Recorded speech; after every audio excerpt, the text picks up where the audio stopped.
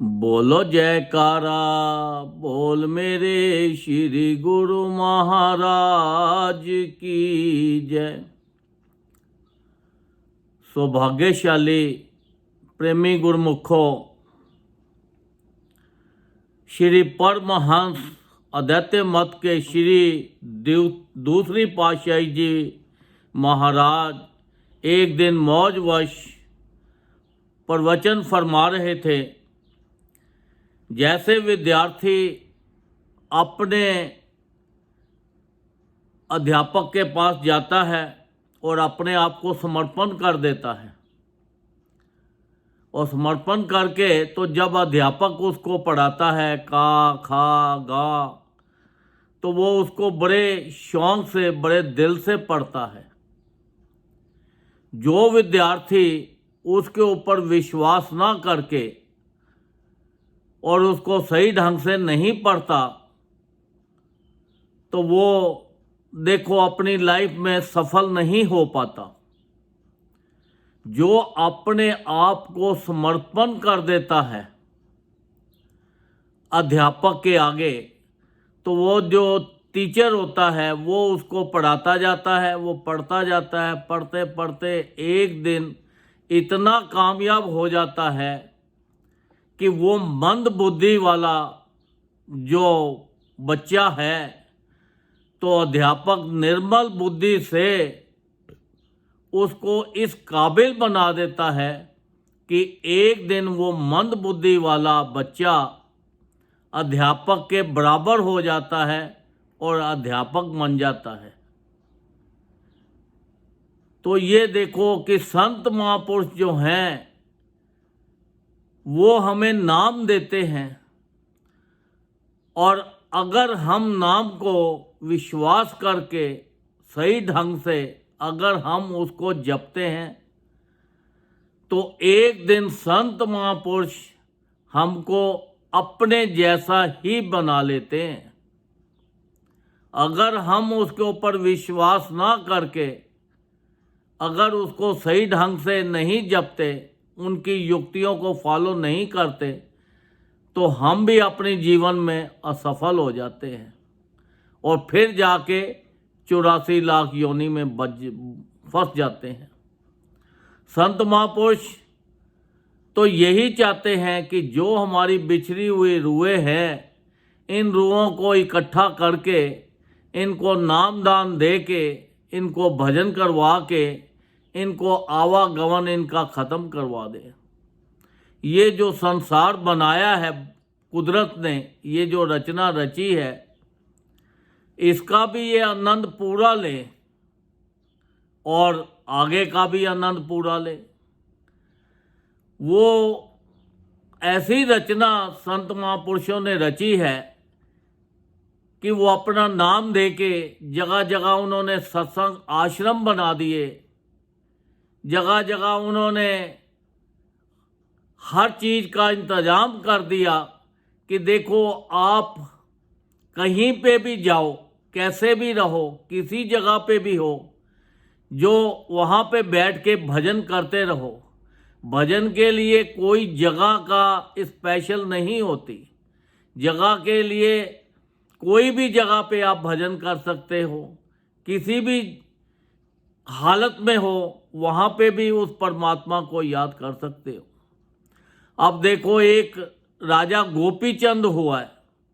अब वो गोपीचंद की माँ ने उसको ऐसा सदुपदेश दिया कि वो गोपीचंद विरक्त होकर उसने अपना राजपाट छोड़ दिया और जाकर संत महापुरुषों की शरण में चला गया। जब संत महापुरुषों ने उन्हें नाम दिया, बख्शिश की, उनकी चरण शरण में चला गया, तो उन्होंने कहा चलो भाई जाके अब भिक्षा लाया करो। एक दिन गोपीनाथ अपने ही महलों में भिक्षा मांगने के लिए गया। जब उसकी माँ आई तो उसने माँ ने कहा बेटा 3 बातों का ध्यान रखना है। सबसे पहले आपने नरम और राजसी जो है उसके ऊपर बिस्तर पे सोना है। दूसरा स्वादिष्ट खाना खाना है। और तीसरा किले के अंदर रहना है।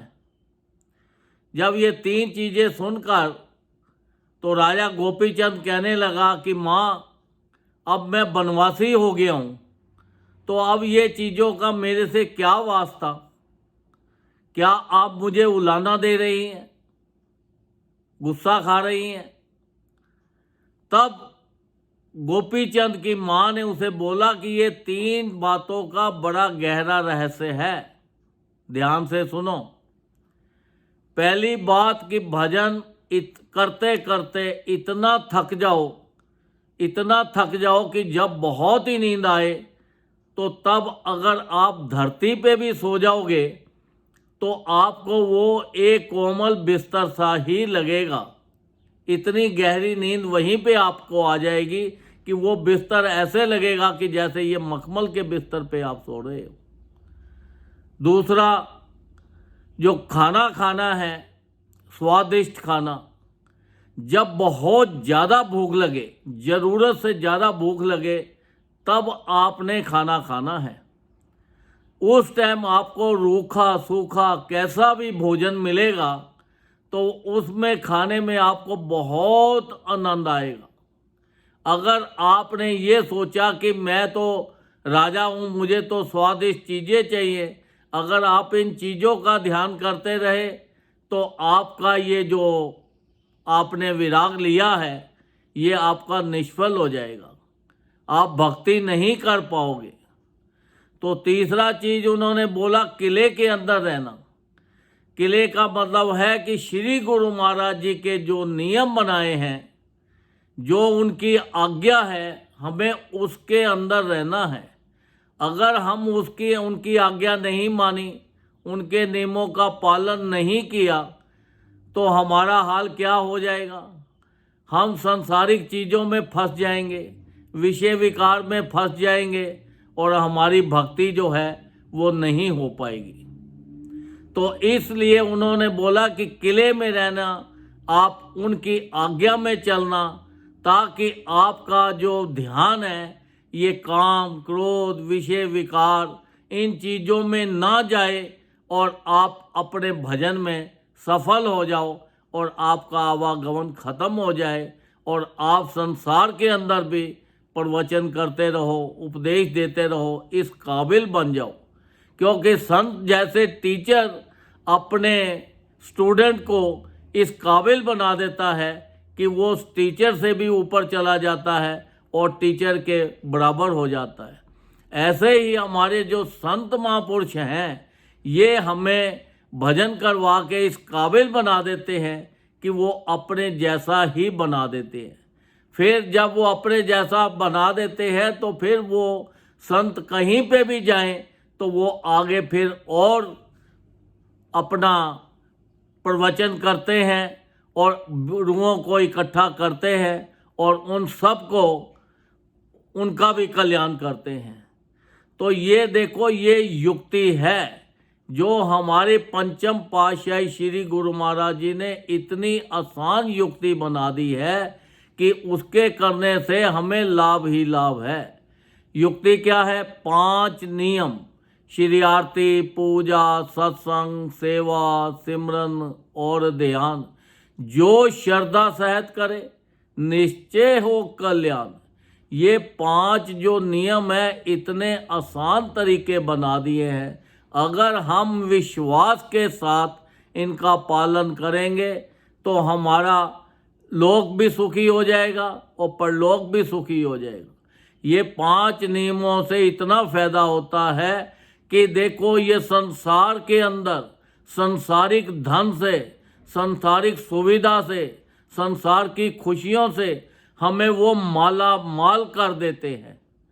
हमें किसी चीज़ की संसार में कमी नहीं रहती और परलोक में भी, परलोक का भी धन हमें इतना दे देते हैं, इतना कर देते हैं कि हम मालो माल हो जाते हैं। अब जैसे ये आपने देखा नदी होती है, अब नदी क्या है? वो चलती जाती है, चलती जाती है, आखिर में जाके कहाँ मिल जाती है? समुंदर में। तो तो फिर वो वहाँ नदी रहती है? नहीं, वो समुंदर हो जाता है, फिर वो भी समुंदर खिला देती है। तो हमारे ये श्री गुरु महाराज जी ने जो 5 नियम हमें बनाए हैं, ये 5 नियमों को फॉलो करते करते, इसका ऊपर हमें चलते चलते एक दिन हम भी वो नदी जो है वो समुंदर के अंदर मिलकर समुंदर हो जाएंगे और हमारा जो आवागमन ख़त्म हो जाएगा। तो हमें ज़्यादा से ज़्यादा उनके हुक्म का पालन करना है, उनके नियमों का पालन करना है, ज़्यादा से ज़्यादा भजन करना है। भजन से हमें ये मनुष्य जो देह हमें मिली है बड़ी मुश्किल से मिली है, ये देह का हमें पूरा पूरा लाभ लेना है।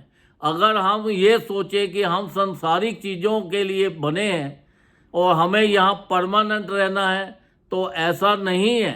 ये सब अपना एक टाइम पास वाली बात है कि हम कुछ समय के लिए यहाँ पे आए हुए हैं, तो हमें वो समय का पूरा पूरा लाभ लेना है। ये जो मनुष्य देह मिली है, इसका संसार के सुख भी भोगने हैं और हमें परलोक का भी सुख भोगना है। हमें आगे के लिए भी तैयारी करनी है कि हमें आगे जाना है, तो आगे जाने के लिए हमें अपना सामान इकट्ठा करना है। जैसे हम अपने घर से किसी देश विदेश बाहर कहीं पे भी जाएं, तो हम क्या सोचते हैं कि भाई हम अपने साथ अपने कपड़े लेके चले, अपना टूथब्रश लेके चले, अपना शेविंग का सामान लेके चले, अपना मेकअप का सामान लेके चले। हम सब बहुत सारी चीज़ें इकट्ठे करते हैं जाने के लिए। तो ऐसे ही ये संसार के अंदर से हमें जाने के लिए, ये जो दुनिया बनी है अपने घर को जाने के लिए, उस परलोक में जाने के लिए, तो हमें वहाँ के लिए भी चीज़ें इकट्ठी करनी है।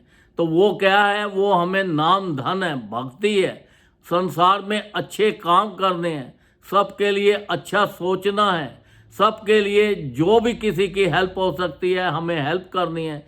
अच्छे से अच्छे काम हम करेंगे, यही चीज़ें हमारे साथ जाएंगी और कुछ भी साथ जाने वाला नहीं है।